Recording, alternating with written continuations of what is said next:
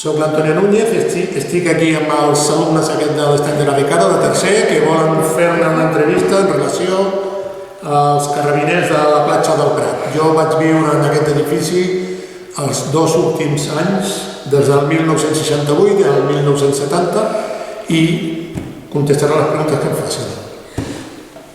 Quan es va construir? Aquest edifici es va construir en 2 fases. En la primera fase, els 2 edificis més antics, que daten de l'any 1844, i la resta dels anys 1926 i 1927.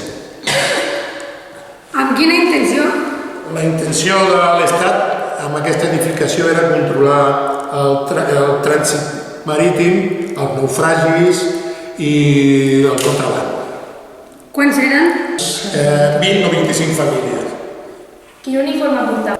Tots portaven l'uniforme de color verd, els carabiners més clar que els guàrdies civils. Quin transport tenia? La platja no tenien ningú vehicle oficial. Els emplaçaments es feien a peu, amb bici o amb alguna moto que tenien. Hi havia dones?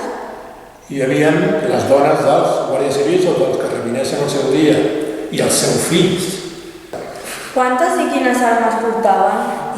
Cadascun dels guàrdies dels carabiners tenien una arma curta, reglamentària, una pistola, i per fer el servei de nit per la platja utilitzaven normalment un fusil Mauser.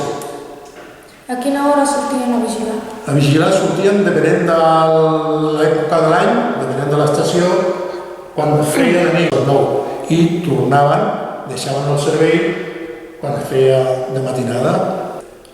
Treballaven el cap de setmana? 7 dies a la setmana, 24 hores.